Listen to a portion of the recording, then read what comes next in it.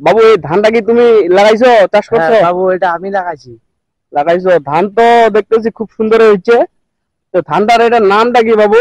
এটার নাম হচ্ছে 29। 29। আচ্ছা, খুব সুন্দর ধান। তো এখানে কত কাঠা মাটি আছে তোমার? এখানে 10 কাঠা আছে।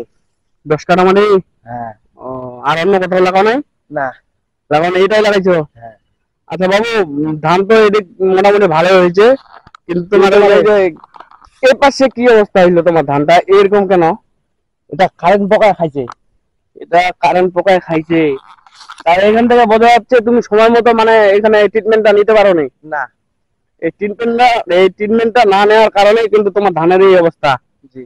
বুঝছো? তোমার ম্যাক্সিমাম মনে করো এখানে 10 কাঠা মাটির মধ্যে ধান লাগাইছো, হ্যাঁ, তার মধ্যে মনে করো যে 2 কাঠা মাটি তোমার ধান নষ্ট হয়ে গেছে। বুঝতে পারছো ব্যাপারটা? জি। তার জন্য মানে ফসল করলে আলসিয়ামি করা যাবে না, সঠিক মতো সময় মতো ট্রিটমেন্টটা নিতে হবে। বুঝছো? আসলে জি। সব কৃষকের উদ্দেশ্যেই বলতেছি, যারা ফসল করতেছেন এরকম সময় মতো ট্রিটমেন্ট নেবেন, না হলে এই যে এরকম